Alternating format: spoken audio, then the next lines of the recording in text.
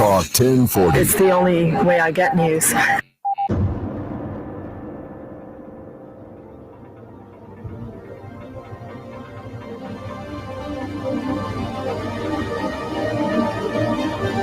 From the heart of Central Florida, you're listening to the most electrifying show in media,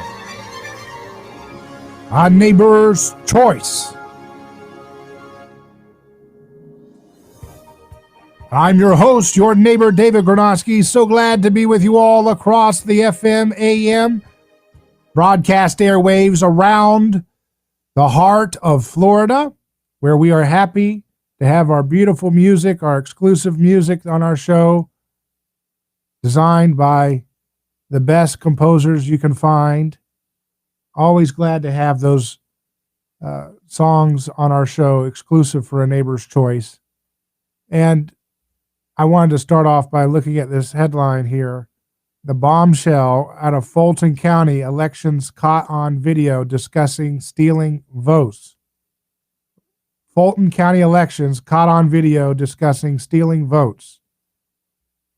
Georgia election officials continue absentee ballot counting. One of the officials says, "I'm going to vote. It is time to consider taking out the boxes and doing our thing. That is what you want."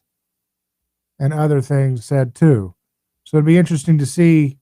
Of course, the state media won't cover this because the state media wants the uniparty back in control, and they only want you to dispute elections when they go against their interests around the world.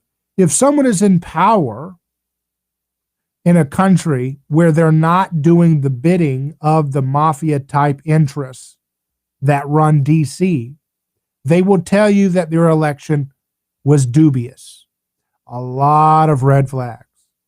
If someone is elected in our country, which is just a little bit off the reservation of the establishment and their warmongering and their incarceration and their theft of the public and their script, most importantly, then they will tell you, as they did with Donald Trump, that his election was not legitimate, that there was some kind of foreign influence. And they tried to do that campaign to mess with your head. And people who are intelligent didn't buy it. People who are libertarian and independent, moderate, centrist, even real progressive,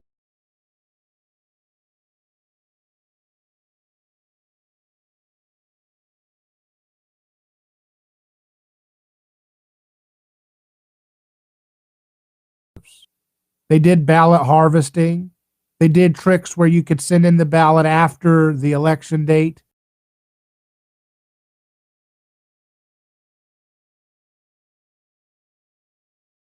Use the virus, which they are now, by the way, saying, "Oh yeah, we got to go back to business now." It's very convenient, these little bigots. We knew they were going to say this. We knew that they worship one thing, and that's power.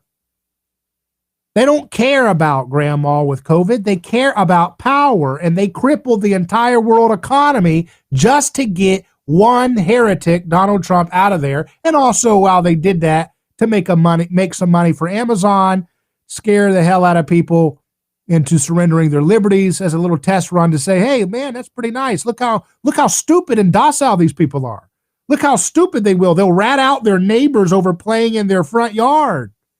So they said, "Wow, this was a great experience. Consolidated so many small businesses, eliminated so much competition, censored the heck out of everybody online if they said anything about natural solutions or generic drugs.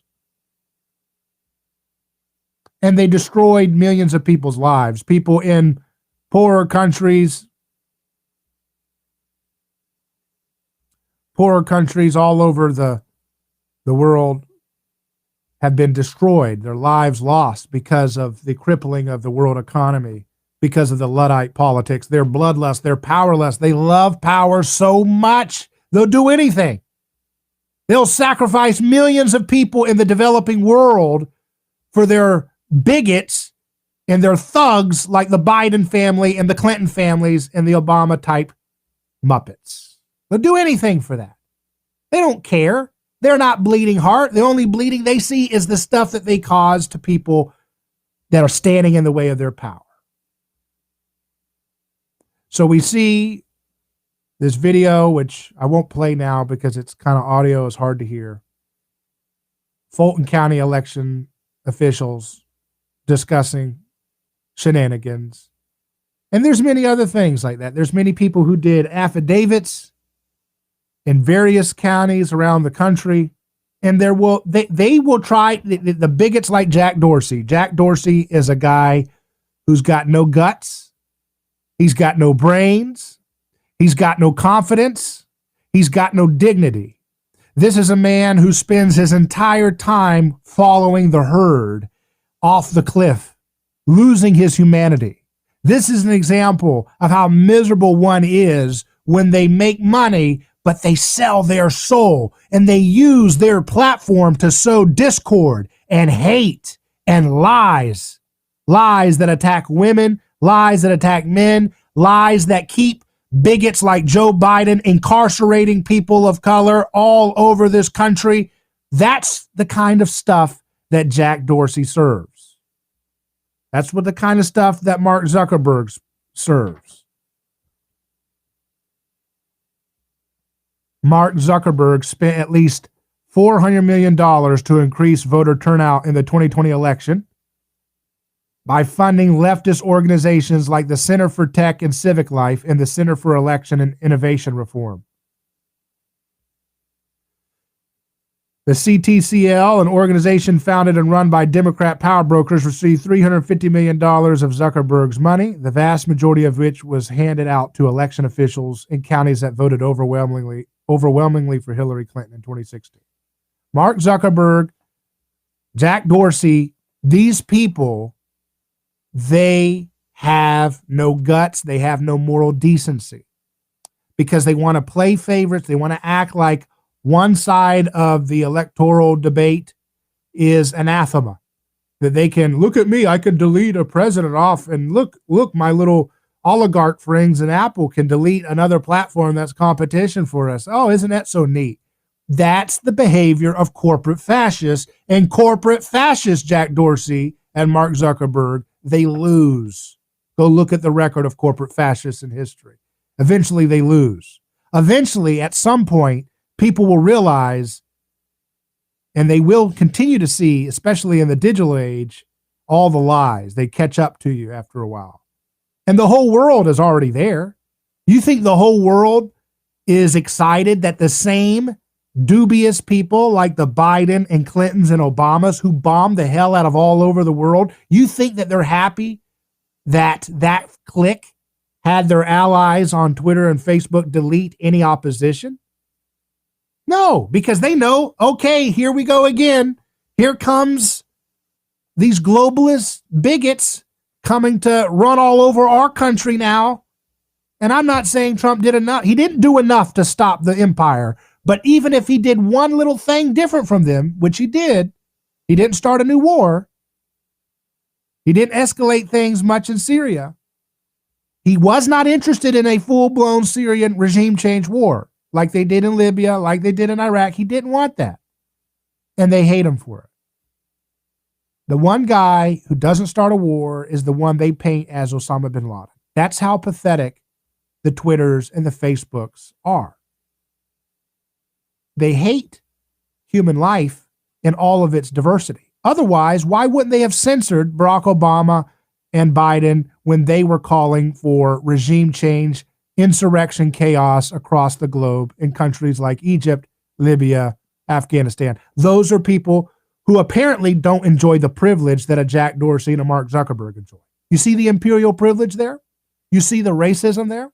These are racist thugs. They don't care about other people who are far away, who don't have political capital. They don't care. Otherwise, they would have said, hey, we're going to silence Obama because he's starting an Arab Spring that's going to cause thousands and thousands, hundreds of thousands of people potentially to be killed. They did nothing when human life was threatened by the chaos of the uniparty of DC. DC's specialty is creating insurrections all over the world.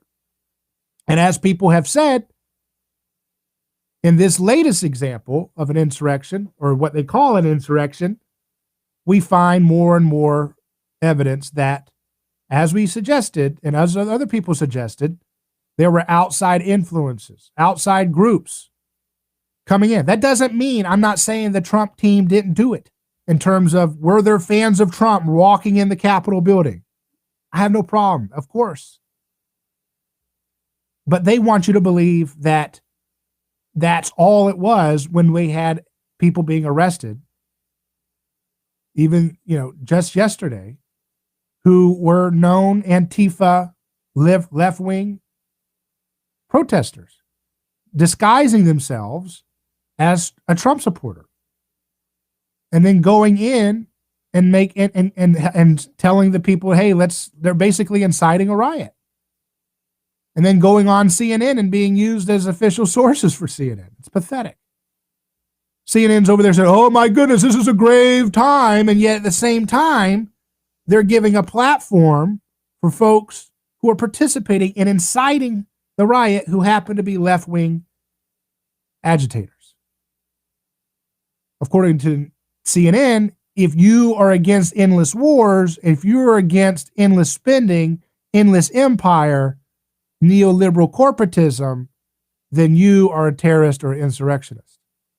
But if you are for the corporate fascism that they prefer, and you use the little brands and slogans that they prefer, and then you don the hat of a Trump supporter, well, then you're a prize source, as CNN interviewed the gentleman I'm talking about, who was just arrested. And that's what that's the way they play the game. It's word games. James Sullivan.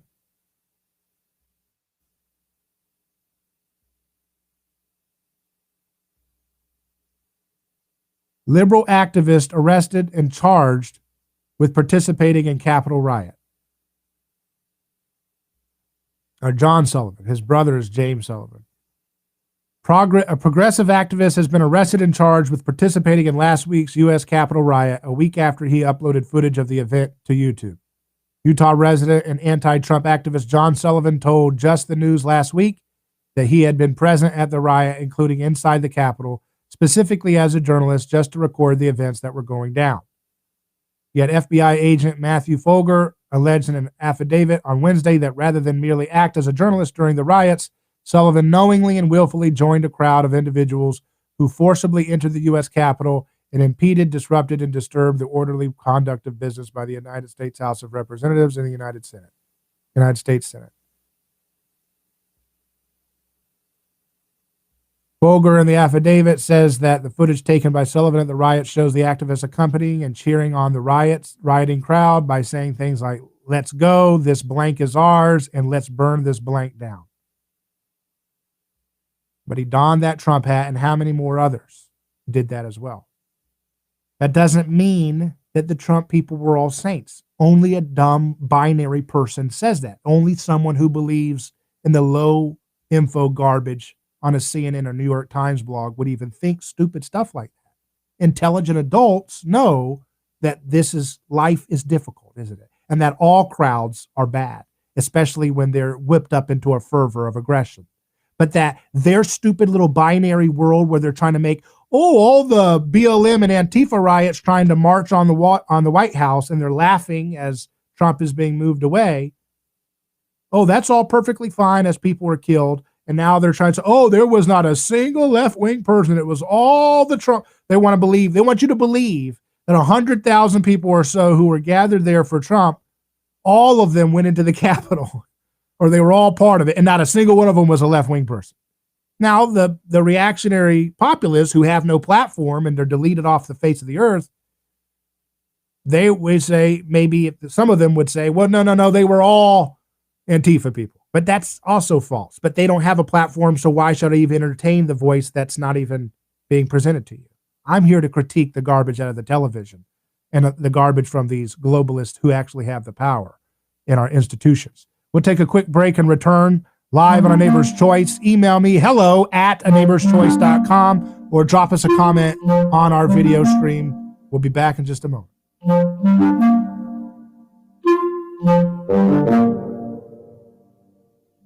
Who is your neighbor? Dave and Wally are team drivers for Oakley Transport. One day, they came across a very serious accident on the highway. Some might pass on by, but Dave and Wally saw there was no time to waste. They jumped into action and saved two people's lives with moments to spare. That's the kind of courageous love we need more of today. It reflects the respected culture Oakley Transport develops with their driving professionals.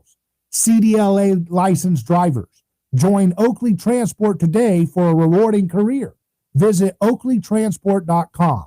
That's oakleytransport.com. Hello, this is David Kronosky with A Neighbor's Choice. I've got a mission for you. I'm a big believer in eating family farm-raised, high-quality grass-fed beef. That's why I'm a frequent customer of White Oak Pasture, a sixth-generation beautiful farm in southwest Georgia. Support sustainable, delicious meat of the highest quality. Ask for White Oak Pasture's beef at your local grocery here in Florida, or go to whiteoakpastures.com, and first-time customers get 20% off on purchases with our exclusive coupon code NEIGHBOR. Are you ready to transform your career? Jess Smith was too. She was stuck in a job that was controlling her life, consuming her free time, and offering little opportunity for growing her pay. Then she found FinTech Mortgage Association, and she never looked back. FinTech Mortgage Association makes home lending simple, and they take care of home buyers like family. Using technology to make everyone's life easier, FinTech Mortgage Association equips each of their loan solutions architects with the tools they need to build a career with a schedule they control, a product they can take pride in, and an earning potential that is life-changing. Unleash your true potential. Join FinTech Mortgage Association. Visit finmay.com. That's FINMAE.com.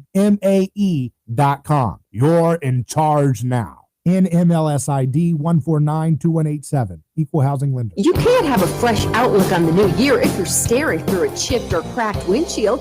Autoglass America will fix it and give you up to $150 cash back to help pay holiday bills. With qualifying insurance, we'll come to you with mobile service and install a premium quality replacement with a lifetime warranty at no cost to you. Get a great outlook on the new year with a new windshield and New Year's cash from Autoglass America. 813-96-GLASS. 813-96-GLASS.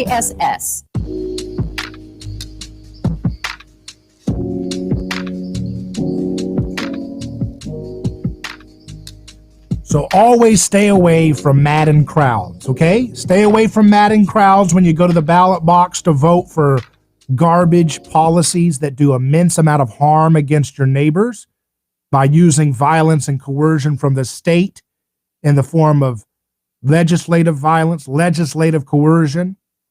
And do stay away from all maddened crowds who want to blame other people and tear things down by force. That is always a disaster. The television whips up maddened crowds every single day. The only thing about the television is all about stoking groupthink. That's why I call them the TV party.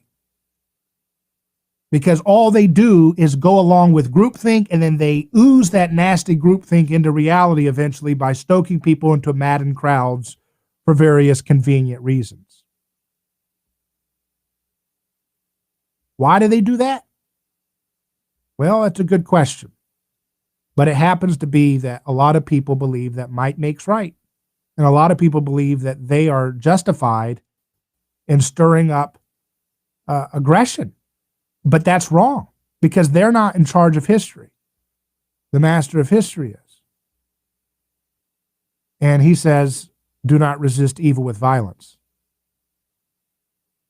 But everything politicians have to offer is more and more creative justifications for political coercion. And they will say that, that's not violent. But who's defining what morality is? They don't define what reality is. God defines what reality is. Jesus defines what reality is, because he defines it by revealing it in our consciences, not by imposing it like they do. And everything they know how to do is all about imposition. So the people that promote TV groupthink, they're all about imposing on you. And they think that, hey, as long as it's from a government official, it's a government official that serves our globalist style victim wrapped fascism, then it's fine. It's not violence. It's just political will. It's just political beauty. It's just justice or whatever. But the moment it's violence or aggression that they don't like, oh, it's violence. No, it's all violence. But their moral darkness is what's clouding the truth from those who are relying on these dubious sources for their information. Two wrongs don't make a right. Look at this, you see this in the Federalist, this story with Gerald Nadler. Left-wing terrorists bombed the Senate in 1983. Bill Clinton let them out of prison early at Jerry Nadler's request. On his final day in office, January 20th, 2001, President Bill Clinton commuted the sentences of a pair of radical leftists serving time for bombing the U.S. Capitol, where a 1983 blast shattered the second floor of the Senate wing. Now, see, I point this out not because I'm for team right or team blue, team red or team blue, right? I'm pointing this out because the television doesn't tell you this. They want all the things that don't fit their agenda to just go down an eternal memory hole. That's why they deleted Donald Trump on their little garbage platforms. Because they don't like things that don't fit their little narrow agenda. And they somehow think if they keep pushing and shoving people down by force and deleting their voices and arresting people for playing at a playground during a lockdown, if they keep pushing this heavy-handed stuff, that it's going to get them popularity. It won't. They're going to continue to lose popularity. Because it's not like the old days when they had monopoly control over information. The digital age and technologies that have come around alongside it have allowed people to have a lot of decentralized ways to communicate. And they tried to impose a TV-type mindset into the digital age by hooking people into Facebook and Twitter and YouTube and so forth, and then switching them by making them become publishers for extreme fascist policies and deleting anybody who gets in their way. But it's not going to work. The more they try to clamp down and stomp on people's right to express themselves and learn, the more it's going to create, they call that the Streisand effect, where people want to look more into something because they keep being so heavy-handed. And they don't understand that. They don't know how to stop that. All they know is one move, which is, I am a big gorilla. That's the way they act. They act like they're big gorillas. Oh, I'm going to beat my chest and call you terrorist. No, it's all violence, Nancy Pelosi. Everything you've been doing, Nancy Pelosi, has been sowing violence and destruction by incarcerating nonviolent people. You're a bigot and you're racist because you did nothing to do anything to stop or censure people like Barack Obama, who created coups, who created insurrections and mob violence, bloody mob violence in countries all over the globe. But because they didn't have power, Nancy Pelosi, you didn't give it. You didn't care. You embraced it. You were a part of it. You were a part of it when you had power. You were a part of pulverizing innocent life. That's on you, Nancy. When you stand before your creator, your little fake gavel will do nothing to exonerate you for what you've done. It's on your conscience, Nancy. The millions of people's lives, innocent children, innocent families torn apart because you felt it was expedient for your power. Repulsive to do that. Get rid of it. Stop it. Stop being violent. There is all kinds of lunacy going on. The madness of 2020. Weekdays, 11 to 2. I'm just so fed up with these Democrats. It's unbelievable. Get it straight from Chris Plant. They're so hypocritical. It makes me sick. It's the Chris Plant Show. This has just got me going on. And the left is waging war against the police in the United States. Telling it like it is. You should be thanked profusely for getting to the point. You're a voice of reason in the sea of idiots. The Chris Plant Show. Weekdays, 11 to 2. News Talk 1040, WHBO. President-elect Joe Biden in Delaware detailing his $416 billion plan to vaccinate the nation, stepping up the rollout, he says, expanding sites and clearing the way to make more doses. We'll use the Defense Production Act to work with private industry to accelerate the making of materials needed to supply and administer the vaccine. Biden says the basics, washing hands and Americans masking up for the first 100 days he's in office, will also be critical.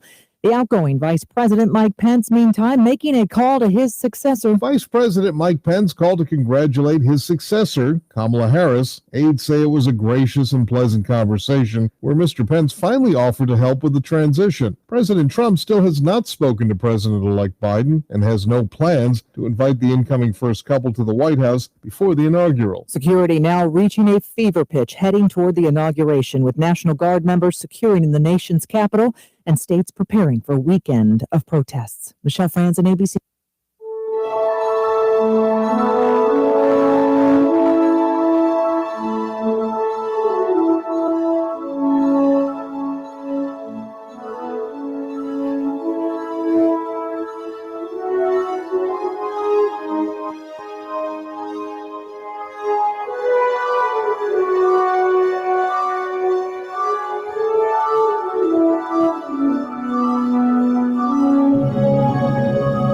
A Neighbor's Choice returns, and I wanted to just give you another example of the kind of violence that's just normalized by the neoliberal establishment, that the wannabe rulers. They're not rulers. Their little gavels have no power in the grand scheme of history, and the whole world laughs at their impotent arrogance because their ideas have failed. They have been, their ideas that they can build cathedrals based on exclusion, based on coercion, that they can give us funny money that's printed out of thin air. They can create money all day long and not have consequences, and that's for both parties. But it all rests at the top, at the folks that have been using and abusing innocent people all over the world with the theft of their wealth, the confiscation of what? Half of every year you work just to pay taxes, the state, local taxes, the federal taxes, and keeping up with the inflation tax. You work in about half your year as a servant, as a slave, just to keep up with the cost of what they do to skim off of your life, like you're cattle to them. And then they want to act like they're gods, like their violence that they sowed unnecessarily around the globe. Well, that doesn't matter because it's all because they were taking out villains. But the villains that they took out were also paid for their power. They were installed by the same people. And they don't want you to stop and talk about that. How come people who they present to you on television never critique them on that? They give you your fake designated losers, Republicans like Meghan McCain and Dan Crenshaw, and these people who are for war everywhere. Liz Cheney, war everywhere. Surveillance everywhere. Patriot Act everywhere. Torture, they're fine.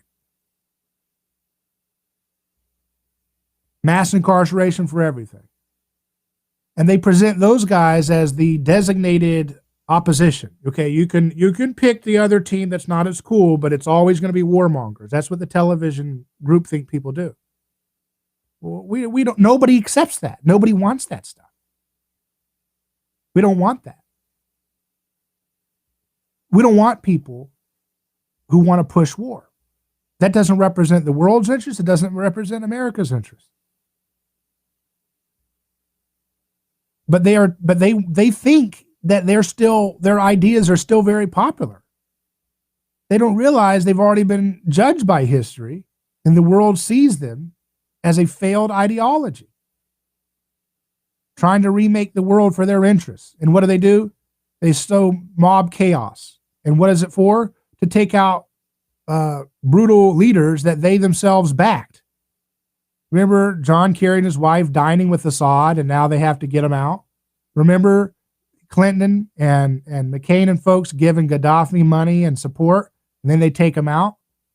And they want you to believe that they're Mickey Mouse, that they want you to believe that they're, Mother Teresa, when they're acting like mafia thugs. They prop someone up, take them out. And who gets hurt? It's the people you never hear about. It's the names of families in Egypt, the names of families in Tunisia, the names of families in Ukraine who just get mowed over by this Machiavellian, mafioso, arrogant evil that Nancy Pelosi and Mitch McConnell and all these folks stoke over and over and over again. So they won't write history. Nobody watches CNN. Nobody cares. It's not having any influence. That's why they're going to such desperation. That's why they have to delete everybody off the Facebook and Twitter and so forth, because the propaganda they spew on television isn't taking. So they're like, all right, we got to go stronger. There's a story that Roger Stone's wife badly assaulted, now in hospital, according to reports. Attacked in the middle of the night, probably a political hate crime. Stoked by the mass hallucination that the CNN and New York Times of the world have been pushing over and over again, that Roger Stone and Trump were all part of some Russian plot. Totally bogus.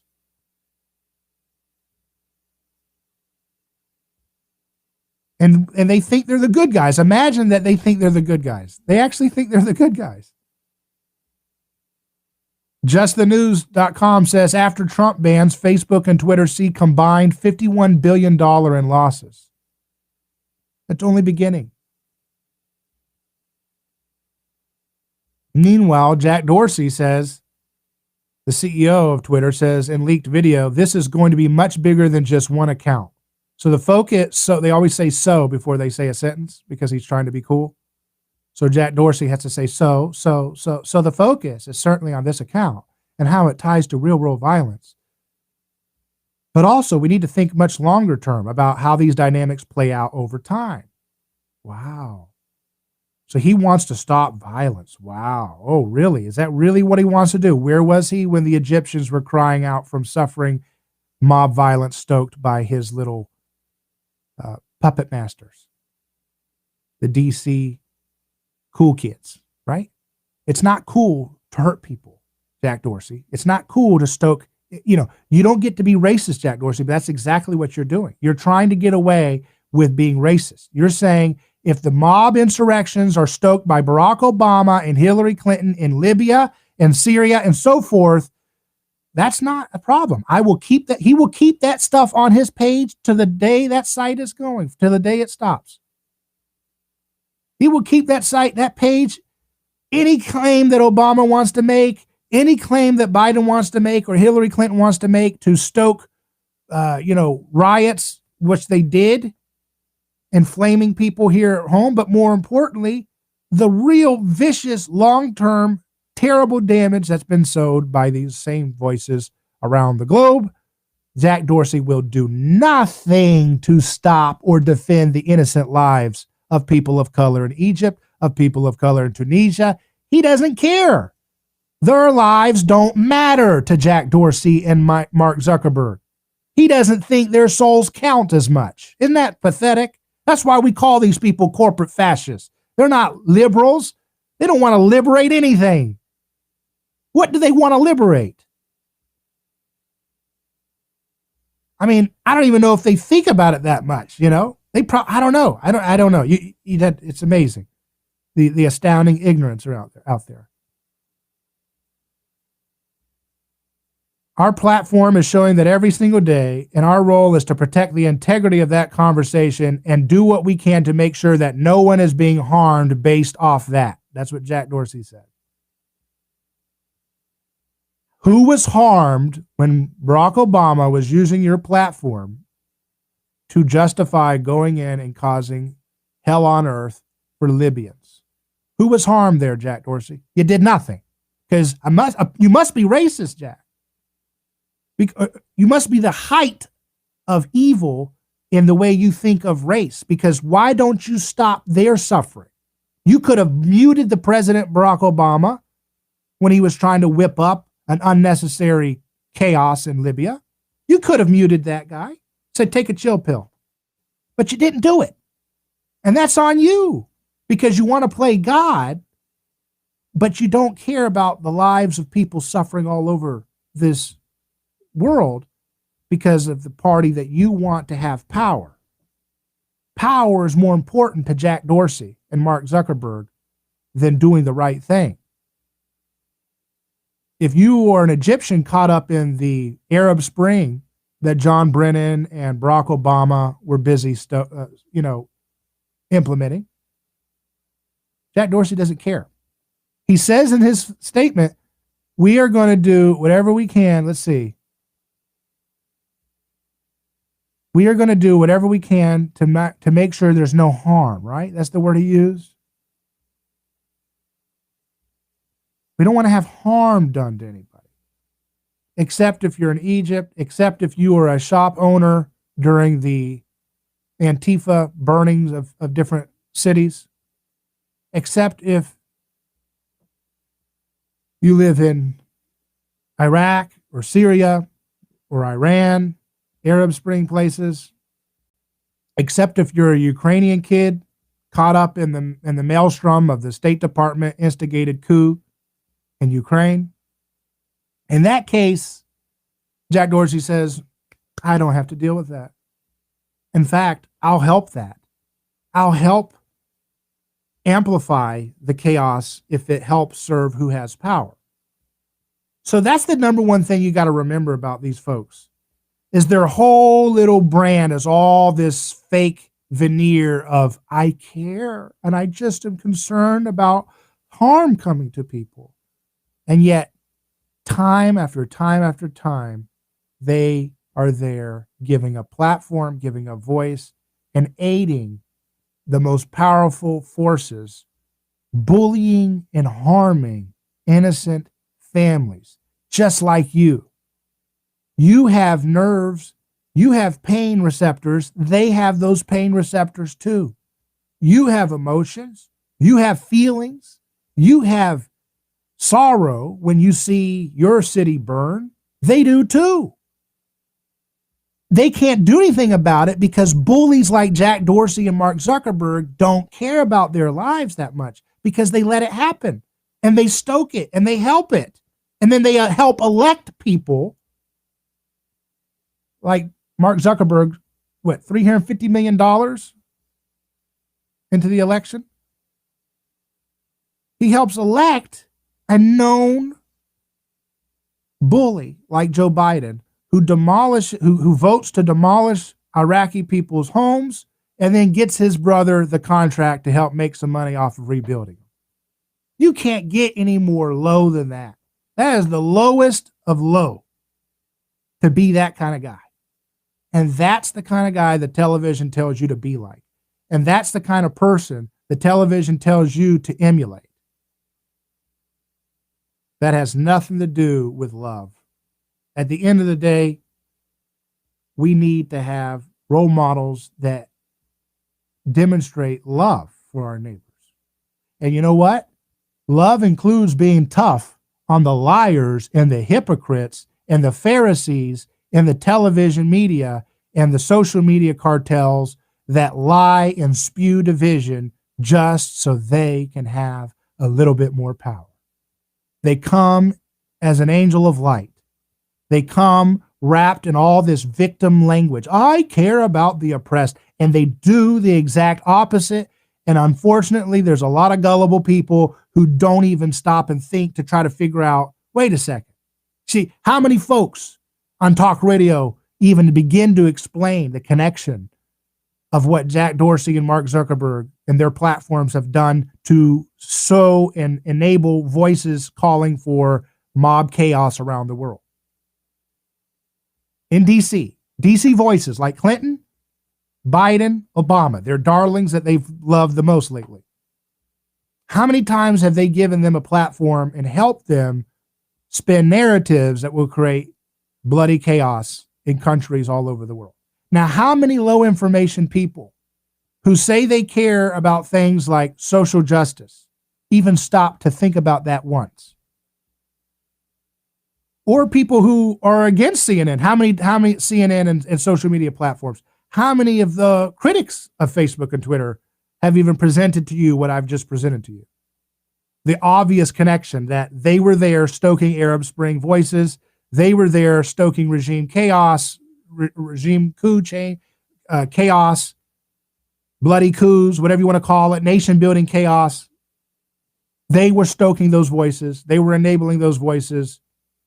And so I'm just telling you that which is there for you to see, but that media outlets who don't seem to really care about the big picture or the things that matter to real human beings, like life, like peace, like not having war for no reason, like, basic stuff that everybody wants. I'm just telling you the obvious record of these platforms. And I don't hear anybody on cable news channels, conservative or left wing, saying this much. And I don't see anybody in talk radio talking about it, but it's something that needs to be talked about, because you cannot begin to change the conversation until you dispel the myths and the narratives that these people wrap themselves in to justify their false sense of moral superiority.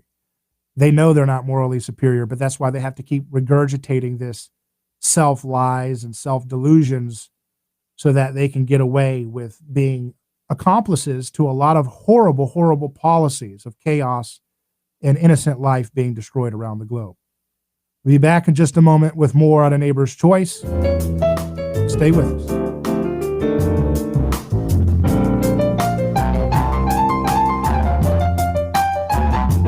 David Gronowski here. Let me tell you about a man named Gabriel. Every day, Gabriel puts on his boots and drives across America to make sure our store shelves stay stocked with the food people count on. See, Gabriel served our country overseas.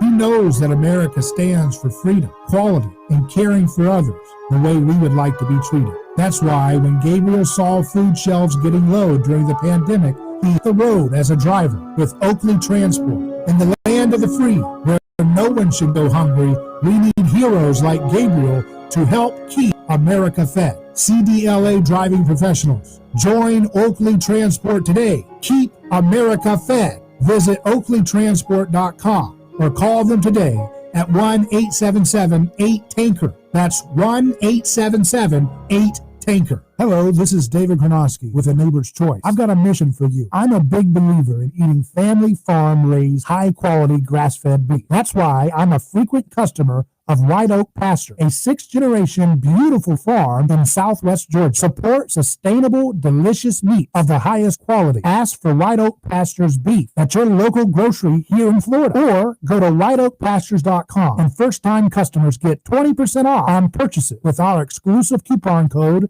NEIGHBOR. Are you ready to transform your career? Jess Smith was too. She was stuck in a job that was controlling her life, consuming her free time, and offering little opportunity for growing her pay. Then she found FinTech Mortgage Association, and she never looked back. FinTech Mortgage Association makes home lending simple, and they take care of home buyers like family. Using technology to make everyone's life easier, FinTech Mortgage Association equips each of their loan solutions architects with the tools they need to build a career with a schedule they control, a product they can take pride in, and an earning potential that is life-changing. Unleash your true potential. Join FinTech Mortgage Association. Visit finmay.com. That's FINMAE.com.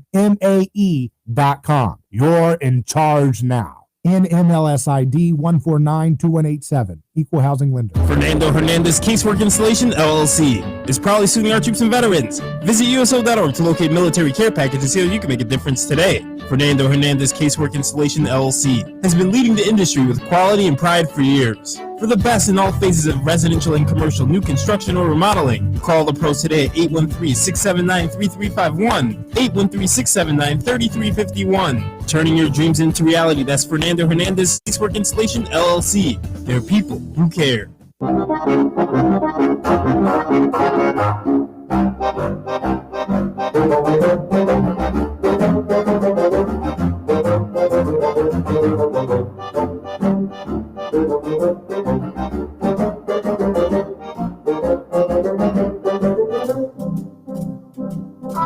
A Neighbor's Choice is back. I'm David Gronowski, your host. You can email me hello@aneighborschoice.com. Go to our website, aneighborschoice.com, to catch all of our episodes and exclusive articles that you can find each day on our website. It's a great collection of content from a variety of different topics and world-class intellectuals and influencers doing great work to inform you with practical wisdom you need to know in various subject matter like health, nutrition, economics, finance, politics and culture, anthropology and history. We got all kinds of topics on there that it's always great to share those links with your friends. Very, very good stuff. I want to kind of follow up with what I've been talking about here. And it's all about this little myth that these folks want to create, that if you want to be a good person, you have to join our team and vote for Joe Biden, a mass incarcerating person. That means he incarcerated nonviolent people his entire career. He stoked division against the poor and people who are marginalized. The left says that they're all about helping marginalized people, but they only will do so when it's convenient for them to use the marginalized as a shield to grab power. They use them as human shields to say, hey, look, I'm going to grab a marginalized person. Look, I'm helping a marginalized person grab power. The moment the marginalized person speaks for themselves, they throw them off, throw them away. That goes for anyone. They say they speak for the disabled. They will throw the disabled off as soon as they speak up and say, I don't agree with your garbage Keynesian fascism. Stop.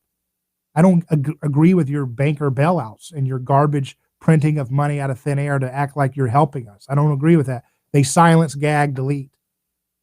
They do that for disabled people. They do that for women. They do that for trans people. If you are trans and you speak out against their ideology, you're dead to them.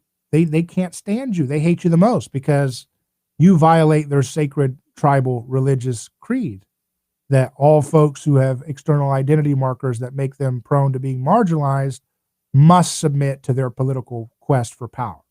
It's pathetic. It's awful.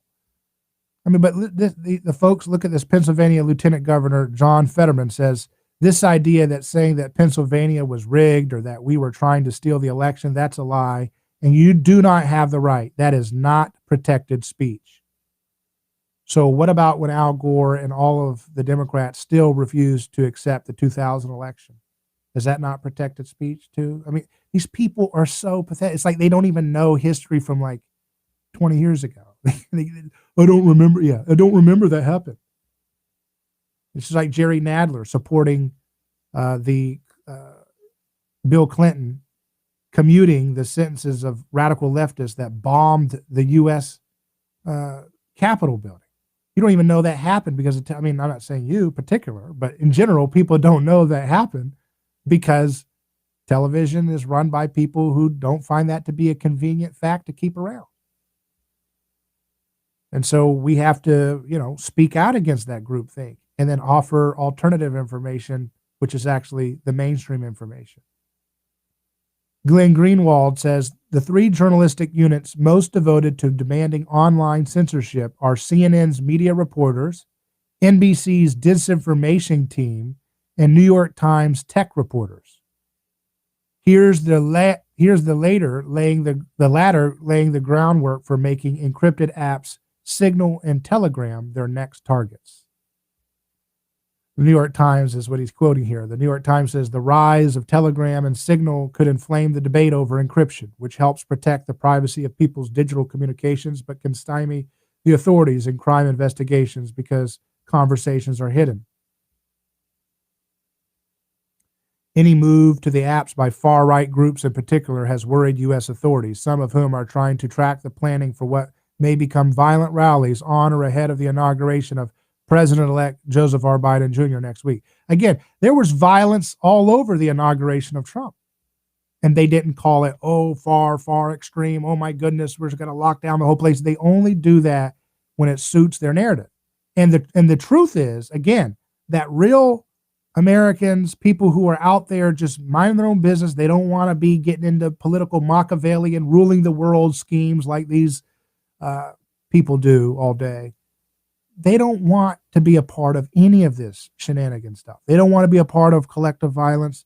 They don't want to be running the world's affairs. They don't want to be deposing vicious strongman dictators that they just were installed by the same government a few years before. They don't want to do none of that. And they don't want to be a part of these ridiculous riots. But what they really don't like is having lying, fraudulent media outlets like the New York Times always trying to gaslight and make them doubt reality itself when they know that the rioting and the stuff has been stoked and encouraged by these same voices and same political figures for years and years and years. And they now try to like rewrite reality in real time and make you forget that they were stoking it all along. And people see through that. And that's why a true progressive like Glenn Greenwald, I think he speaks for millions and millions of people on the left who do not have patience for this stuff. They're tired of it. And they're just going to reject these media outlets. They're going to turn them off. Glenn Greenwald continues. He says, 3 events in the last 3 months have been major attacks on a free internet. Facebook and Twitter uniting to censor New York Post pre-election reporting on the Bidens, the removal of the president from the internet, and the monopolistic destruction of Parler, a huge escalation. But again, these companies, they work in tandem with government bureaucracies and, giant corporations to try to play God. They want to be in control. Is that anything surprising to you? Given the track record of humankind, when you give people power, they get arrogant and they do ridiculous things and they self-delude themselves and they tell themselves over and over again, oh, I'm my side when we stoke violence. It's all because it's good. When Barack Obama created mob chaos in Egypt, it was for the greater good. It was for a springtime, when it's over there in Libya, it's just spring. When it's Syria, it's for human rights. When it's Iraq, what do they say, right? It's weapons of mass destruction. We got to give people Jeffersonian democracy. We got to get Iraqis becoming, social justice woke activists. It's stupid. They come up with all these things to justify what humans have been justifying for thousands and thousands of years. And that is, if I have the might, then I have the right to do whatever I want. But they're losing their mind because their ideas exposed to the sunlight of truth, they just wither away. And those ideas that stoke violence will have no place in the future. We will speak the truth. We will give a voice to the victims of these policies.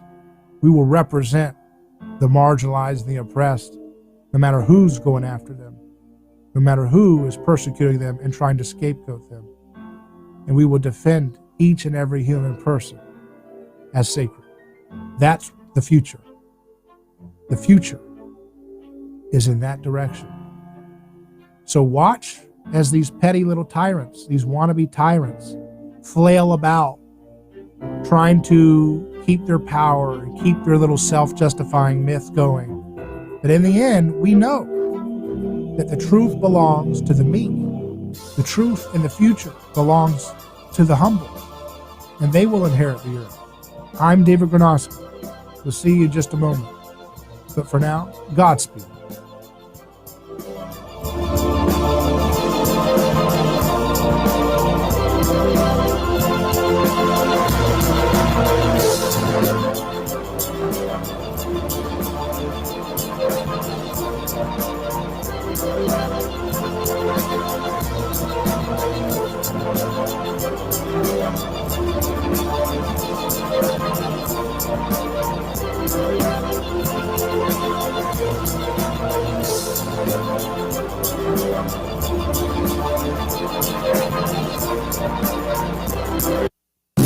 For news, talk, and information. 1040 WHBO Pinellas Park, Tampa Bay's all new News Talk 1040. It's the only way I get news. From ABC News, I'm Michelle Franzen. Federal authorities warning police nationwide extremists are planning more violence leading up to Inauguration Day and in the wake of last week's U.S. Capitol siege. In Washington, D.C., National Guard members and local and federal authorities in lockstep to protect the nation's capital ahead of the inauguration. Core areas of the National Mall already closed. The National Park Service writing areas near the U.S. Navy Memorial and John Marshall Park have been designated as demonstration areas for those holding permits. Demonstrations will be limited in number and participants will be screened prior to entry and escorted to their permitted location, in addition to other safety-related requirements. Inez de la Cuetara, ABC News, Washington. They'll be met by an unprecedented show of force, 25,000 National Guard members helping protect against the domestic threats. Here's ABC's Martha Raddatz. People forget that these are citizen soldiers. They were called up from their home to come in and protect the Capitol. But these are troops that are not trained very consistently in law enforcement. These are people who help in humanitarian situations generally. Even on January 6th, the National Guard was helping the police at traffic stops. President-elect Joe Biden today remaining focused on battling the pandemic, getting shots into the arms of Americans. Joe Biden saying his administration will take the guesswork out of the where and when of vaccines. They couldn't tell you who exactly is getting vaccinated. What they do know is there are tens of millions of doses of vaccine sitting unused in freezers around the country. President-elect Biden asking Congress for billions more for mobile vaccination clinics, and he'll use the Defense Production Act to kick Operation Warp Speed into overdrive. Andy Field, ABC News, Washington. The National Rifle Association filing for bankruptcy today in an effort to restructure in Texas as a nonprofit after facing lawsuits in New York. You're listening to ABC News. This is an advertisement. Paid non-attorney spokesperson Ricky LeBlanc, admitted in Massachusetts only. Sokolov Law LLC, Chestnut Hill, Mass. Paul J. Morgan, Winter Park, Florida. Greg Hoppy, New Jersey. Michael Bo Gonzalez, admitted Louisiana. While this firm maintains joint responsibility, most cases of this type are referred to other attorneys for principal responsibility. Mesothelioma. If you know what mesothelioma is, you or someone you love has likely been affected by this devastating cancer. You may be entitled to compensation. Call Sokolov Law today. 1-800-578-2400. The only known cause of mesothelioma is asbestos exposure. Thousands of U.S. veterans and trade workers are at risk for the disease. Nearly $30 billion in court-ordered trusts has been set aside to pay money to asbestos victims. If you or a loved one has been diagnosed with mesothelioma, call now. You may be able to receive compensation without ever going to court or filing a lawsuit. Call for a free legal consultation at 1-800-578-2400. That's 1-800-578-2400. 1-800-578-2400. Vaccine distribution in the nation's most populous state among the worst in the nation. Confusion and frustration marking the vaccination effort in California. A healthcare system already overwhelmed, with some hospital ICUs at 0% capacity, now tasked with the state's unprecedented vaccination effort. Errors in some counties, allowing some who are not in the first priority group to receive vaccine doses before first responders and healthcare workers. California currently has one of the lowest per capita vaccination rates. Only Alabama, Georgia, Mississippi, South Carolina, and Idaho are faring worse. Dave Packer, ABC News. A big-name advertiser says it will not run ads during this year's Super Bowl. More from ABC's Jason Nathanson. Another sign of the pandemic times. Coke? There's a Coke. Coca-Cola won't run a Super Bowl ad, saying in a statement basically that times are tough and tough choices have to be made about where they spend their money right now. The soda giant spent $10 million on ads for last year's big game. Pepsi has also said it won't run ads for its flagship drink, but will spend money on commercials for other brands it owns, including Mountain Dew. Lotto fever continuing. No winners yet. That means $1 billion is up for grabs in the next few days. Tonight's Mega Millions drawing worth $750 million. Saturday's Powerball prize, at least $640 million. The odds of winning, 1 in 302 million for Mega Millions, and 1 in about 292 for Powerball. Good luck. This is ABC News. For over 40 years, Ray Reynolds has helped customers get millions in credit. It's no wonder why they call him the godfather of credit. Ray Reynolds will get your score above 720. Do you need $50,000 of corporate credit? By using corporate credit, you can finance a business, buy real estate and stock under a corporation. Now you can meet Ray Reynolds on his daily webinar at 11 a.m. and 2 p.m. Monday through Friday. Go to rayswebinar.com and check out his free, very informative webinar or call 800-490-4140 now. That's rayswebinar.com or call 800-490-4140. Michelle Franzen, ABC News. Who is your neighbor? Dave and Wally are team drivers for Oakley Transport. One day, they came across a very serious accident on the highway. Some might pass on by, but Dave and Wally saw there was no time to waste. They jumped into action and saved 2 people's lives with moments to spare. That's the kind of courageous love we need more of today. It reflects the respected culture Oakley Transport develops with their driving professionals. CDLA licensed drivers. Join Oakley Transport today for a rewarding career. Visit oakleytransport.com. That's oakleytransport.com. Your home for news, talk, and information. 1040 WHBO Pinellas Park. Tampa Bay's all new news talk 1040. It's the only way I get news.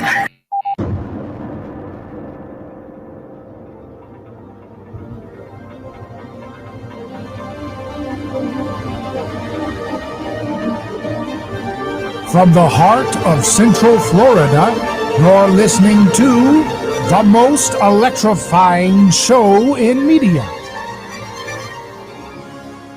A Neighbor's Choice.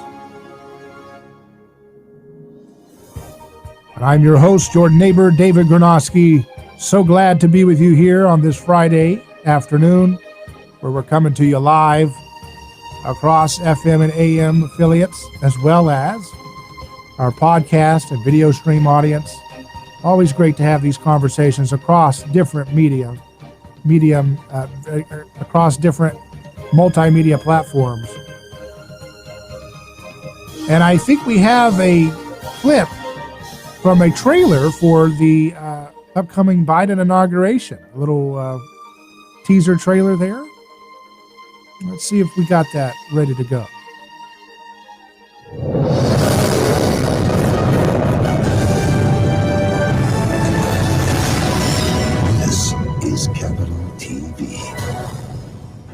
Since the dark days, our great nation has known only peace. Ours is an elegant system, conceived to nourish and protect. Your districts are the body. The capital is the beating heart. Your hard work feeds us, and in return, we feed and protect you. But if you resist the system, you starve yourself. If you fight against it, it is you who will bleed. I know you will stand with me, with us, with all of us, together, as one. An end today, an end tomorrow, an end forever. Wow, that was very impressive. Great stuff. Of course, that wasn't Joe Biden. He could never get a sentence out like that at this time, given what he's, his situation. That was a trailer from the Hunger Games movies that's been going around on social media shares and so forth. But it's a good reminder of kind of, I've talked to you before about how when we watch movies, it's easy for us to see, oh yeah, that's bad. Yeah, government's working in an elitist, out of touch capital, pitting people against each other, and then, people being sacrificed for the glory of the preservation of the elitists who are exploiting everybody and treating everybody else like peasants and exploitable cattle. We see that when it's in a fictional form, but humans have this very deep, difficult time applying it to their own context, at least in a way that's true. They usually will just apply it. Well, it's only the Democrats when they're in power. That's like the Hunger Games. And then the loyalists for the Democrats say, no, it's only when the Republicans come in and Putin installs someone. Then, yeah, I can see how that's like the Hunger Games. But they don't understand that the system is always like that, right? And that it's always grinding innocent life up as fodder for the preservation of their grand exploitation of everybody, exploiting people through rigged regulations that harm people, destroy your ability to start a job, try to start a company, try to start a business. And look how much your benevolent little caretakers that are your little nannies, look how many roadblocks they put in your way, all for your good, of course, all for your good, all for your safety, and the cush, easy, competition reduced life of those who run the industry that wrote the regulation. But they don't tell you that. That's the fine print. And so people who are working so much, they got two jobs working just to keep up with the rate of inflation and taxation and the destruction of their liberties, which makes it hard for them to get a good job. So they have to work, and they don't have time to dig into the fine details and the fine print of all these regulations and occupational licensure and all these subsidies and free college. You know, you heard, I don't know if you saw Joe Biden saying, hey, we're going to get rid of $10,000 off your student loan debt, right? Again, trying to, you know, create money out of thin air. He doesn't give, you know, to be fair, he should give $10,000 checks to every person wise enough to not get in debt for a college degree. But that's not his constituency, is it, right? He's got to pander to his constituency, and he wants to say, "Hey, I gotta give you some return. I gotta give you some of this grift, right? Got to give you some of the spoils of war. So we're going to cut out $10,000 of your miserable loans. Why don't you just allow people to, you know, get rid of their college student loan through bankruptcy?" But you can't do that, right? You can't do that for the very status sensitive, wannabe elitists who are prone to be excited about, you know, critical theory degrees and universities, right? You don't want to give them the option to go bankrupt because that wouldn't look cool, right? You know, it's all about trying to be keeping up with the Joneses or keeping up with the, you know, the latest cool and sophisticated, trendy little gimmick stuff. And so, of course, you know, giving people the right to declare bankruptcy for their student loans, that's not going to be fashionable. They have to give a giveaway deal. You know, we're just going to get rid of $10,000 in student loan debt. But what about the people who get sneered at by the media? You know, the people that Anderson Cooper, who loves war and loves mass incarceration, that's why he pushed for Joe Biden. He mocks, you know, the people that were attending the protest and the ones who were engaged in the riot. He called them all, you know, going to Olive Garden, right? So he makes fun of people who he thinks are beneath him in his social status. So for folks like that, you know, they don't care about people who work hard, who don't go to college, or maybe they go to college, but they pay off their loans or they pay off their college as they go. They don't care about folks that are fiscally responsible because they are to be the designated scapegoat class. You know, someone who saves their money, that's not cool, right? Someone who is fiscally responsible, that's not cool. You can't promote that. Someone who is, you know, talented and able to create immense amount of wealth and learning outside of getting in debt with a college degree, oh, that's not cool. Right? So they always have to marginalize people and then reward their little team with the spoils of war. Well, we're going to shave off $10,000 debt, $10,000 in student loan debt. Well, they should give $10,000 to every person. And of course, I'm being facetious here because every time you print money out of thin air, it's robbing our wealth in the long term. But if they're going to play favorites like that and be wrapping themselves in the language of we care for people, we care for young people, well, then give $10,000 in a credit, direct stimulus, Joe Biden, to everybody who was wise enough to not accrue that amount of debt, because they've had to go, because, you know, people get discriminated against because they don't have a degree, but yet they are probably smarter in many cases than people who are clinging to their degrees for their social status. Because what are they learning in these colleges? They're learning that there's no such thing as, you know, gender. They're trying to attack reality itself, attack femininity. They're not learning anything of practical value. They're just learning a cult religion.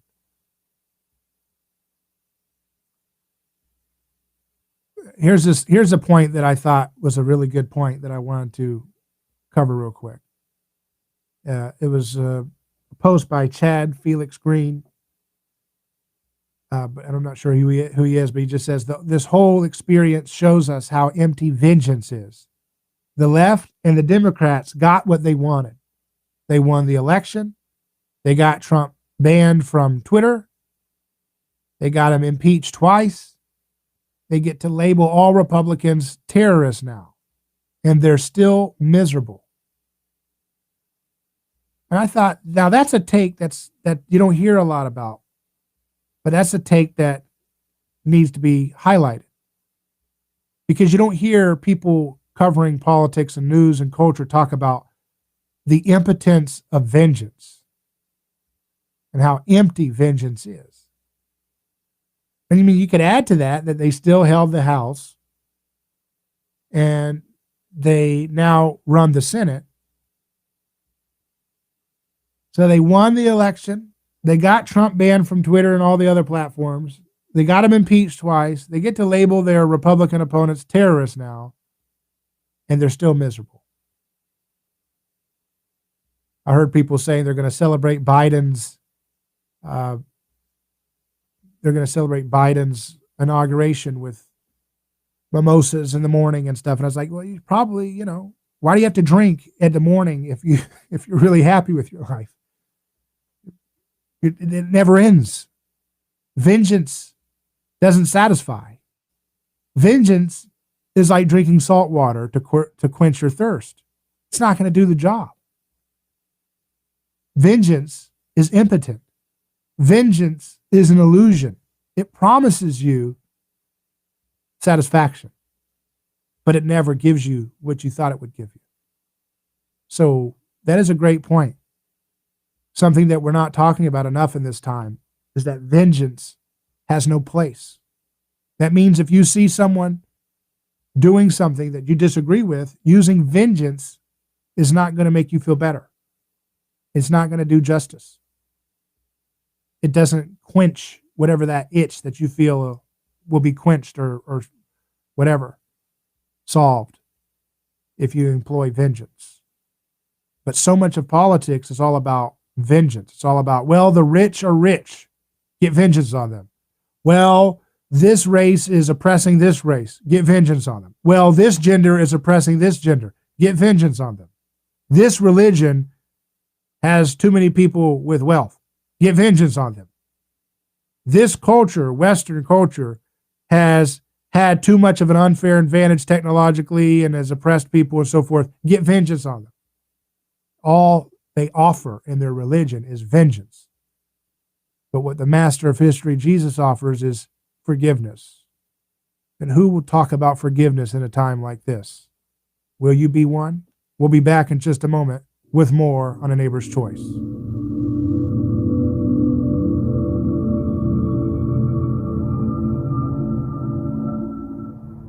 Hello, this is David Gronowski with A Neighbor's Choice. I've got a mission for you. I'm a big believer in eating family farm-raised, high-quality, grass-fed beef. That's why I'm a frequent customer of White Oak Pasture, a sixth-generation beautiful farm in southwest Georgia. Support sustainable, delicious meat of the highest quality. Ask for White Oak Pasture's beef at your local grocery here in Florida, or go to whiteoakpastures.com, and first-time customers get 20% off on purchases with our exclusive coupon code NEIGHBOR. Are you ready to transform your career? Jess Smith was too. She was stuck in a job that was controlling her life, consuming her free time, and offering little opportunity for growing her pay. Then she found FinTech Mortgage Association, and she never looked back. FinTech Mortgage Association makes home lending simple, and they take care of home buyers like family. Using technology to make everyone's life easier, FinTech Mortgage Association equips each of their loan solutions architects with the tools they need to build a career with a schedule they control, a product they can take pride in, and an earning potential that is life-changing. Unleash your true potential. Join FinTech Mortgage Association. Visit finmay.com. That's FINMAE.com. You're in charge now. NMLS ID 1492187. Equal housing lender. Some out-of-the-area law firms advertise that they are the largest. Do you think large firms help your case? Possibly. But your case will receive personal care from local attorneys Catania and Catania.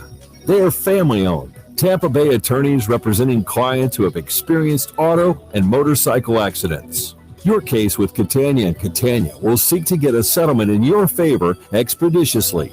Catania and Catania, serving Tampa Bay families for over 28 years. Referrals on request. Get the local law firm that will care for your case from beginning to end. They don't get paid if you don't get paid. Catania and Catania, putting family first. Car accident, motorcycle accident, call the local attorneys. Catania and Catania. Offices Tampa. Not attorney spokesperson.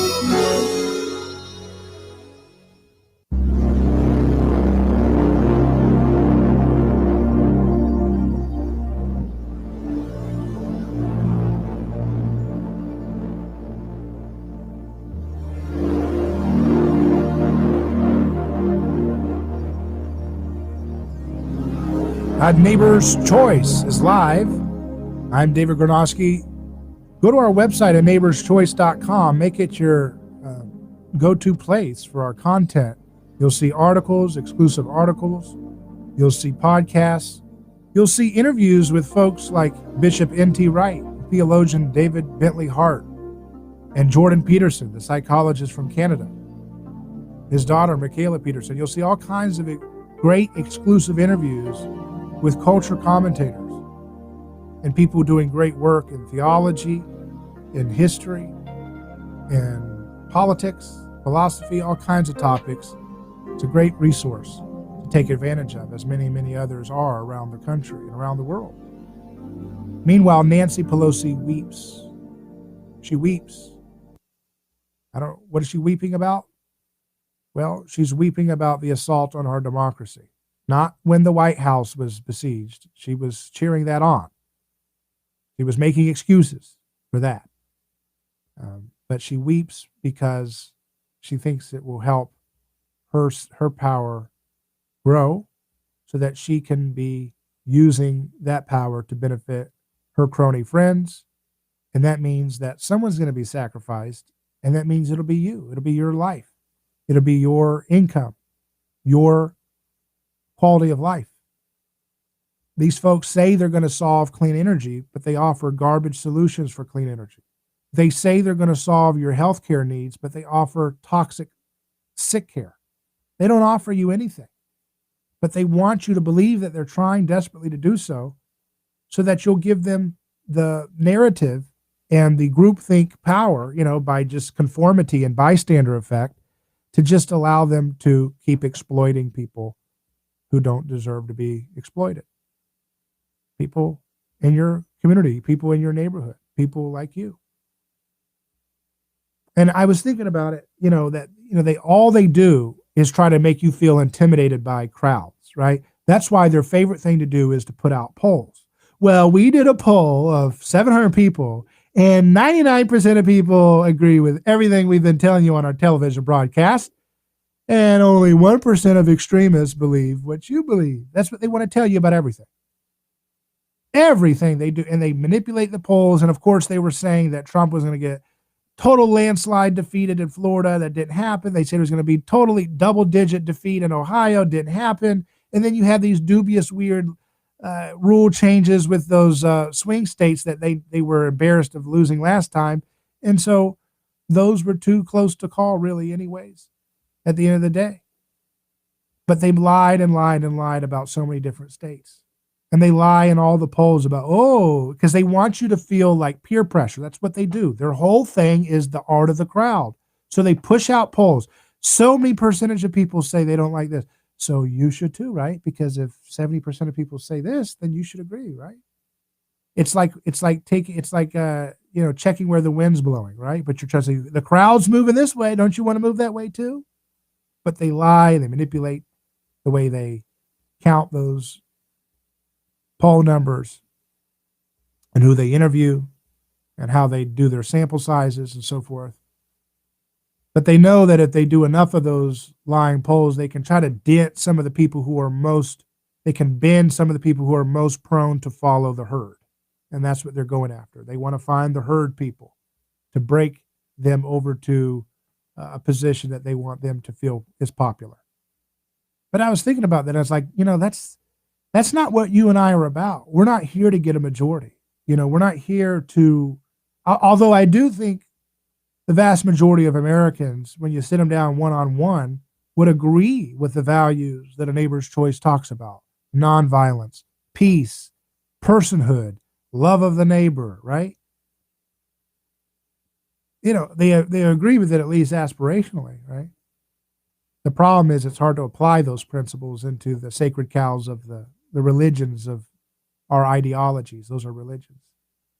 People are blinded by the groupthink. They're blinded by the aura of those different ideological commitments that they have. But I was thinking about that. I thought, we're never going to be playing for the vast majority for these things. Right now, if you were to do a poll, you would find that most people, are totally okay with eating massive amounts of seed oils. They don't even understand that it's a problem.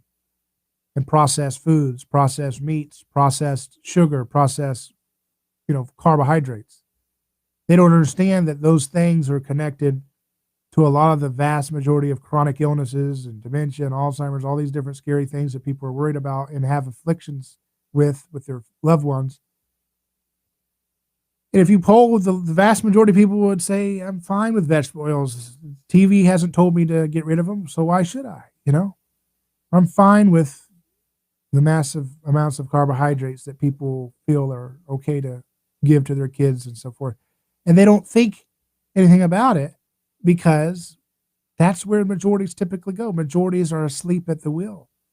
That's why democracy is fundamentally a narrative that misleads people. Because it says, hey, if majority wins, that's fine, that's moral. But oftentimes majorities are very much wrong. And majorities wanted to do horrible things to people, during Jim Crow. That doesn't make the majority right. Majorities have always been prone to being totally given over to bad ideas. I mean, just the lesson, look about what happened with the Trump thing in the Capitol. The vast majority of people there, 100,000 people were not in the Capitol, okay? So the vast majority of people at that rally were not participating in that. But some did.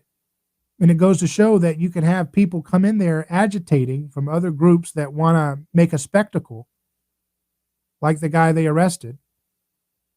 And it doesn't matter. At the end of the day, you have to stop. When the crowd wants to do something bad, you cannot go along with that peer pressure. And people went along with that because they said, well, they're doing it. It's okay if I do it. And they get caught up in the moment. They get caught up in blind imitation. And that is a lesson to us, whether it's appeals to majorities and opinion polls, appeals to majority opinion and whatever, or even in a crowd. You see 20 people doing something that they shouldn't be doing, going into property. And you think, well, if they're doing it, I can do it too. If they're doing it, I can do. No. That's where you lose your humanity in that moment when you make that choice to surrender to the crowd. That's what a neighbor's choice is all about. It's that choice to resist that temptation of the crowd and go as a sovereign human person and use free will to resist giving in to temptation, to aggression and blame and shaming and stupid stuff, like giving people seed oils like the federal government does, sickening people for generations, and then saying, hey, we'll solve all your chronic illnesses that we cause with single-payer health care. And the crowd is going to roar for that because they don't know any better. Well, I think they should, but I'm trying to be charitable here. They don't know any better. So it's not what we're doing. We're here to tell the truth to the folks who want to think for themselves. And that's always going to be a tireless minority. But that remnant of folks that we speak to, eventually the herd will follow them. It just takes a critical kind of continual persistence in telling the truth to the adults in our society that want to think critically. And that's how things are changed. And that's how the health revolution will take place, when smart people and strong people and courageous people put down the seed oils and the carbohydrates permanently, and they find out where they're all coming from, and they get them out of their life, and they get back into a more ancestral way of eating, rejecting those processed seed oils and processed sugars. Then others will follow. And then you've done a great thing for humanity by thinking for yourself. Ronald Reagan would turn over in his grave if he saw what's going on today. Crazy things are happening. You cannot be afraid. You've got to stand up for what you believe is right. But one thing is for sure. You can't trust anybody. For talk, news, and information, you can count on us. Enough is enough. I mean, I almost blew a gasket. Good for the country. I know what I'm talking about. A lot of wackos out there. Your connection to talk about it. The all-new News Talk 1040 WHP. More than 2 million deaths worldwide are now blamed on COVID-19, and President-elect Biden says many of them could have been prevented by things like social distancing, frequent hand washing, and wearing a mask. I know it's become a partisan issue, but what a stupid, stupid thing for it to happen. This is a patriotic act. Mr. Biden says getting 100 million Americans vaccinated during his first 100 days in office is the centerpiece of his COVID plan, which he says will be grounded in science. Governors say they want to get residents vaccinated, but they need more vaccine. Colorado's Jared Polis calling the Trump administration's handling of a federal vaccine reserve gross incompetence. The National Rifle Association has filed for bankruptcy. The move is expected as a way for the organization to avoid criminal prosecution in New York State, where it was chartered. The NRA is moving to Texas. Daria Albinger, ABC News.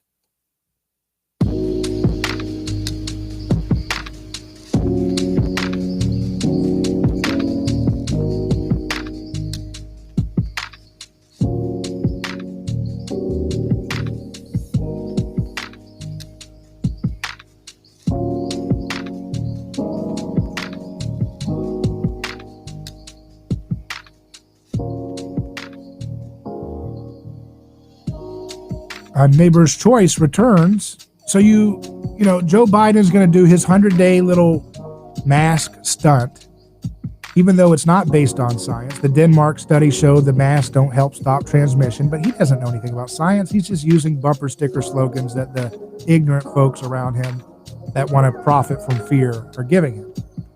And it's timed conveniently so that the 100 days, by 100 days after, it's going to get into the warmer months when this seasonal deal is going to subside anyways, like it did last year.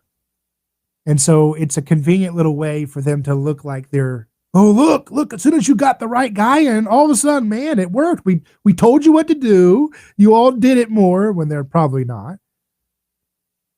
And look, Mr. Fix-It, your God has arrived and he saved you from a virus. It's just so stupid. It's amazing that grown adults are this ignorant, that they believe this for 1 second. That I don't care. It's the same thing for the Trump people that they say, oh, Trump can save us from the economy. Trump can't save the economy. Okay. He might do less damage in the form of more regulations than the other, people on offer, but he's not, though. No human being can save your economy. They can't save the world. It's all garbage to think into these terms and to give into this irrationality of the crowd. But they're going to push this vaccine deal where they're going to say this is the thing that will justify why we're going to get rid of all the lockdowns. I mean, that's the thing that you're seeing already. I'll give you some stories here on that note, that they're already pushing this new story that here's Newsweek. COVID lockdowns have no clear benefit versus other voluntary measures, international study shows. This is the stuff that, Facebook and Twitter were flagging and deleting when unauthorized, meaning not state media organs like Newsweek. When people who were not state media organs like Newsweek were saying this, they would flag it, delete it, block your video, silent stuff, left and right.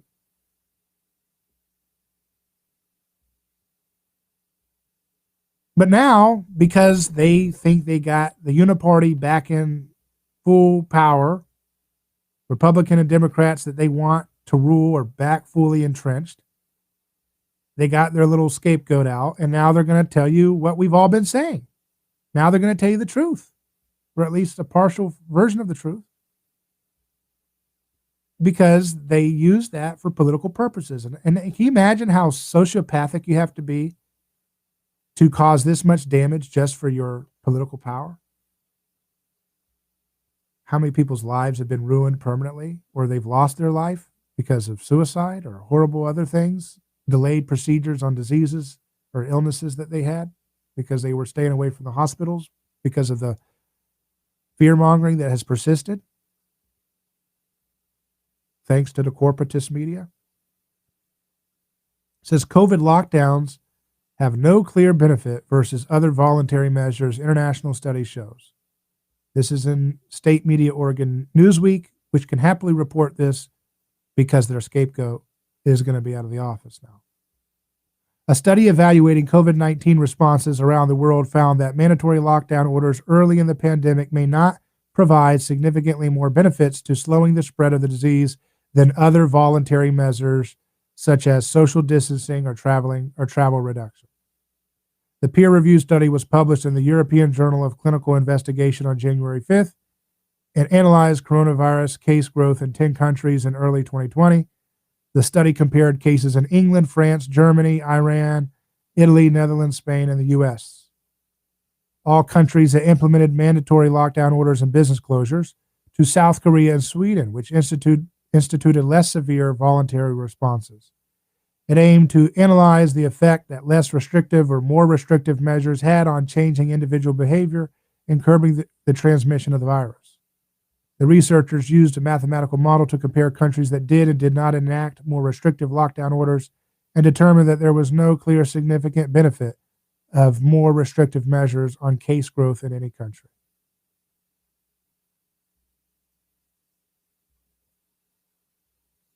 So they tell you that now because they don't have a conscience, apparently.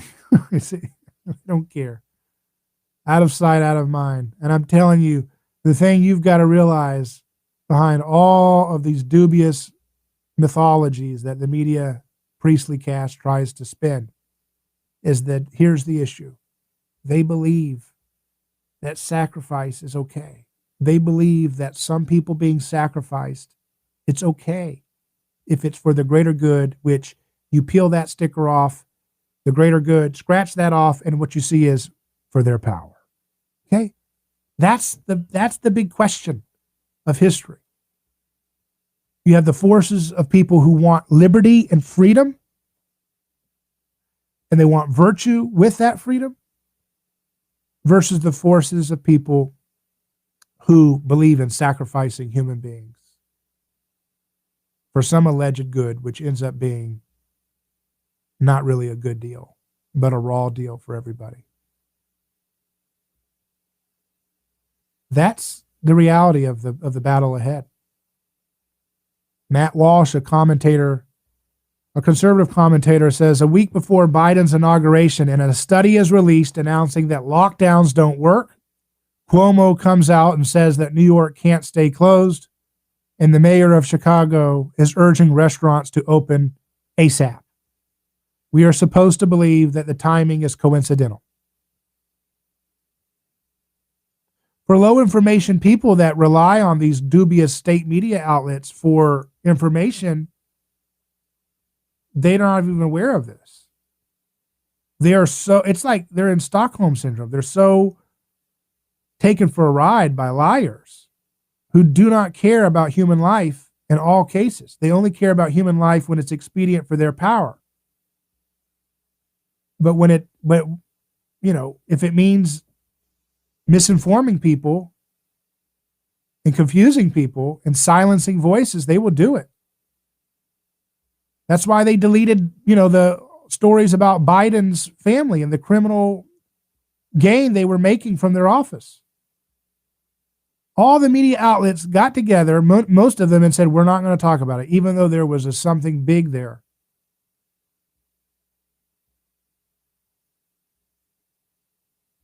They don't want to talk about it because they believe Biden gets them to power.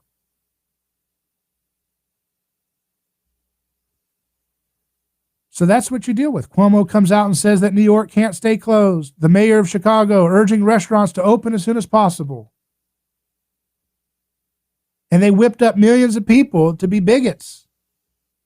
I've never seen more hateful people than the people who've come out of the woodwork this year and this past year, who end up becoming useful idiots for the corporate fascists that just said, all right, we play these guys against their neighbors. They spend all their time attacking their neighbor for not putting on a mask while they cut the grass in their backyard alone from everybody. Good. That's what useful idiots are for. They're there to give tyrants cover. They're there to give tyrants worship. They're there to give tyrants cover to seize more power.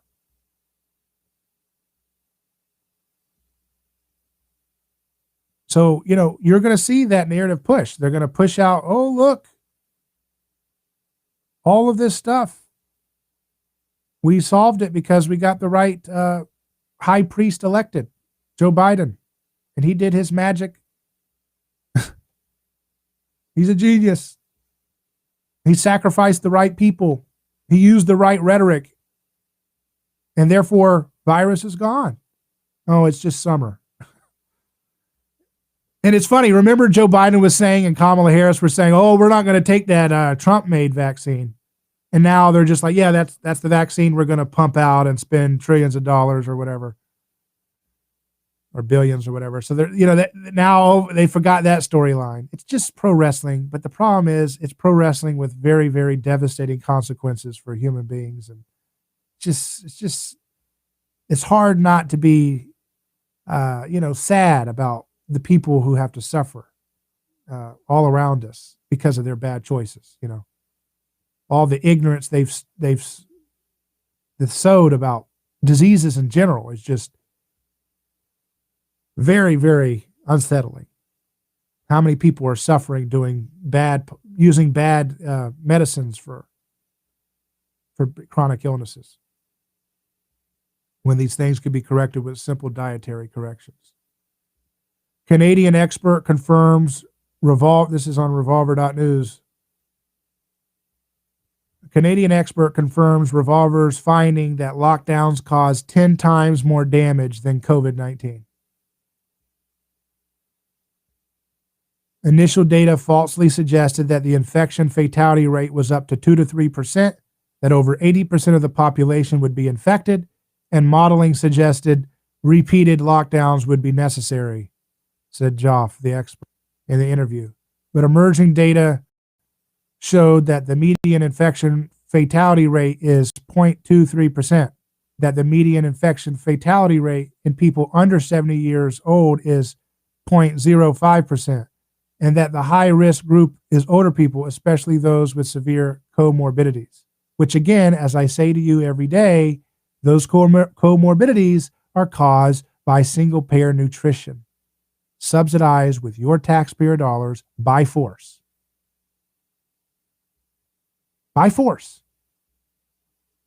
They forcibly take your money, they subsidize garbage seed oils, they blow out these stupid dubious science research panels that don't disclose, papers that don't disclose their ties to the food companies that benefit from getting you to eat seed oils and processed sugar. And then you get the comorbidities, which gives the severity of this virus that their failed lockdowns did nothing to stop.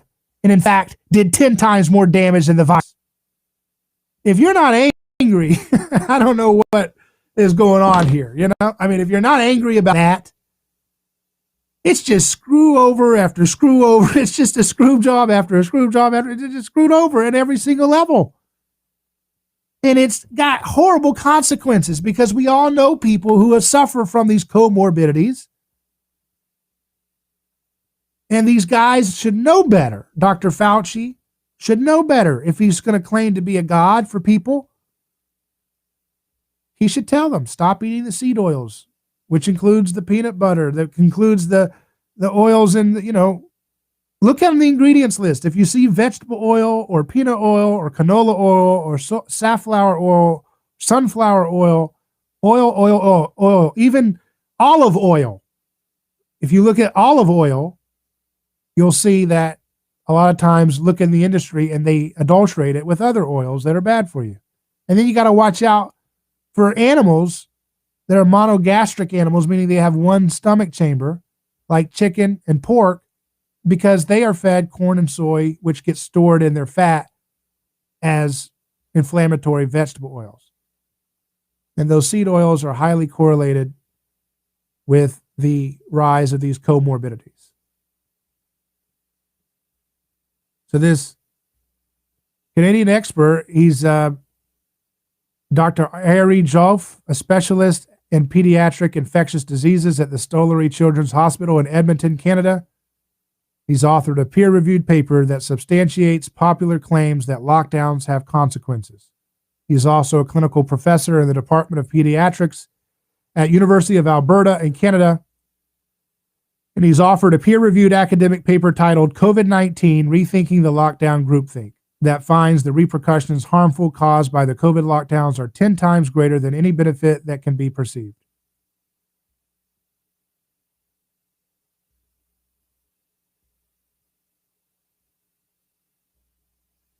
Joff has said that emerging data on the subject of lockdowns and their consequences show a shocking set of so-called collateral damage issues caused by the lockdowns.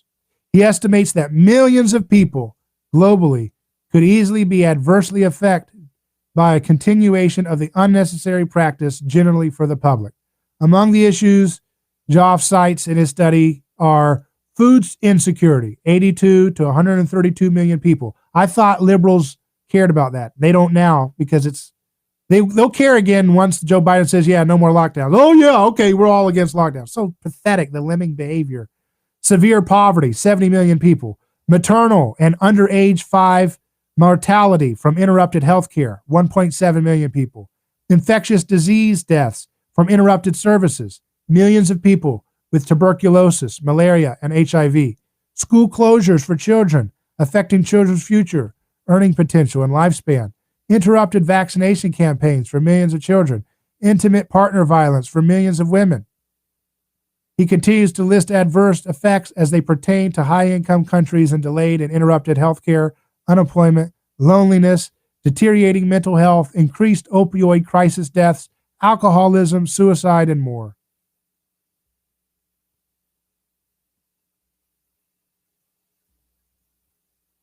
So this is the reality of what they've done. And we have to resist this intoxicating, this awful, this smothering smog of groupthink, because it's hurting people, man. It's hurting people in so many different ways, and we don't have to keep doing the same old stupid bystander effect of allowing our family members to be picked off left and right with gruesome early deaths for diseases that could be dealt with easily by just rejecting this food experiment of pumping processed flour and foods and sugars and seed oils into the human diet, things that had nothing to do with human nutrition until a very recent time ago. We've got to reject this. Back in just a moment after this short break.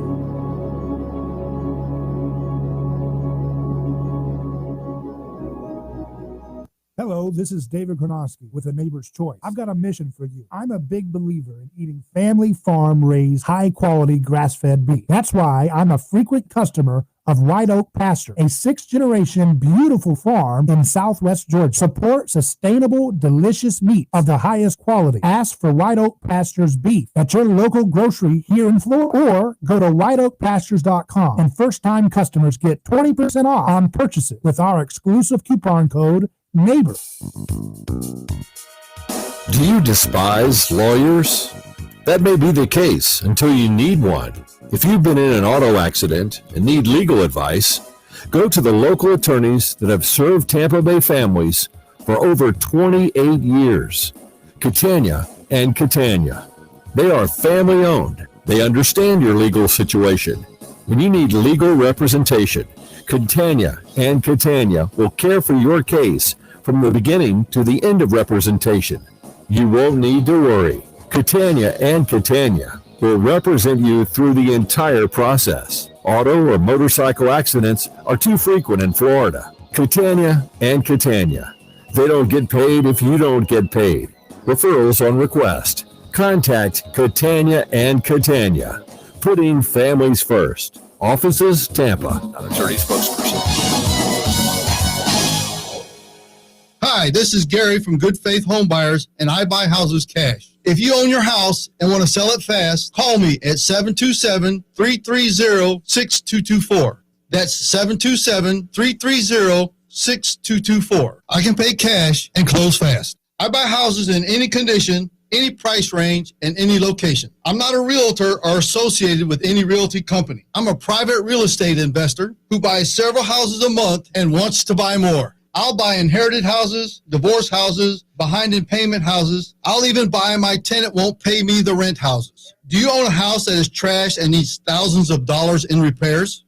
Great, because I love buying junky houses. I buy vacant houses, abandoned houses, condemned houses, and foreclosure houses. If you own a house and want to sell it fast, call me at 727-330-6224.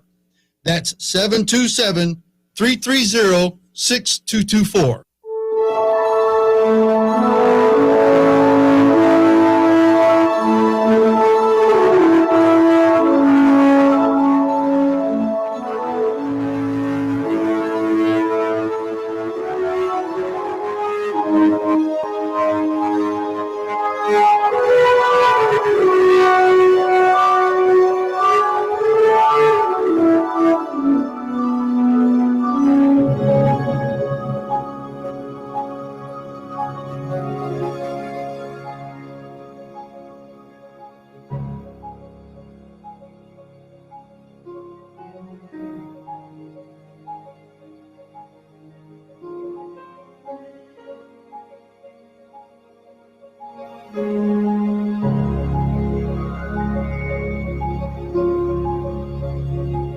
Hello, David Gronowski here. You're listening to A Neighbor's Choice. So, we've covered some heavy topics. That's what news is dealing with. A lot of crazy stuff out there, but I want to get to some of your comments here. Magic Marker says, I think Tom Woods would be a great guest to get on the show. Yes, Tom, I've been on Tom Woods' show and enjoy a lot of his contributions and insights. And he's got a lot of great content on history and economics. Tina says, agreed. Tom Woods is always a great guest on Michael Malice and other podcasts. Would love to hear David converse with Lex Friedman as well. That'd be great. I'd be glad to talk to Lex. Luca says, in individuals, insanity is rare, but in groups, parties, nations, and epochs, it is the rule. And that's from Friedrich Nietzsche. So you've got this great quote here that summarizes what we've been talking about. And I think that it's interesting because, you know, serial killers are an example that kind of contradicts that, right? Because you have these serial killers that emerge. But you know, you don't hear about, they still happen, right? But you don't hear about serial killers as much. It's almost like that was a manifestation of a social derangement that was reflective of unique times in which those types of acting out in horrible ways manifests and bubbles up. You know, I'm talking about like the Jack the Ripper type serial killers, Ted Bundy type serial killers were more prominent in times past. You don't hear about them as much. Why is that? It's like these types of human evil manifest in different ways depending on different moods of the collective. John says, feels like I've been hit with a folding chair. Well, welcome to pro wrestling. That's what politics is. I want to pull out a quote, though, that reminds me of what the Nietzsche quote says. In individuals, insanity is rare, but in groups, parties, nations, and epochs, it is the rule. It reminds me of the quote from the church father Cyprian of Carthage. He said, the whole world is wet with mutual blood and murder, which in the case of an individual is admitted to be a crime, but is called a virtue when it is committed wholesale.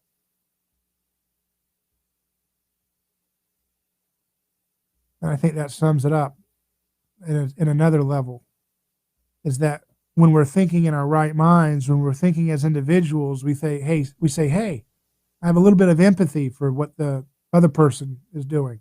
It's just like I can step into the shoes of people who believe in the religion of neoliberalism and McWokeism. I understand their arguments. But for some reason, a lot of them have the inability to see the empathy in everybody else. And I have the ability to look at what Trump diehards believe and say, okay, I see from your perspective how you feel that would be the best action to do in terms of their policies and the things that they advocate politically. And where people are right, I work with them on that. But at the end of the day, if we don't learn to think critically and to challenge all the sacred cows, because that's one of the things that I've noticed is that people who say even they're libertarian or whatever, but yet they're very critical of statism, right? And they're like, so they hear it, a Keynesian economic theory, which is all about consumerism and stoking and centrally planning the economy. And they'll say, oh yeah, that's rightful. We should totally be suspect of that as being an accurate economic theory. But they don't apply their critique of sacred cows and groupthink to other aspects of their life that have also been monopolized by the state. For example, let me give you an example of this. Physics, we take so much of what, the standard model says and all these things is, okay, these are sacred cows, but maybe the reason why we're not able to see competing voices in physics emerge a little bit more and question some of the foundational claims of that field are because so much of the funding of physics is monopolized by governments. And when you have a monopoly, you have an inability to see things outside of the groupthink silo that you're in. And the same thing goes for, as I've said over and over again, because it's closer to home, because it has to do with the pandemic. And I reiterate these points about nutrition for people's benefit, because I know people are driving in their car right now during a pandemic or, the political tyranny with this pandemic. And I want to equip people with things that they can do to take charge of their health in their own life.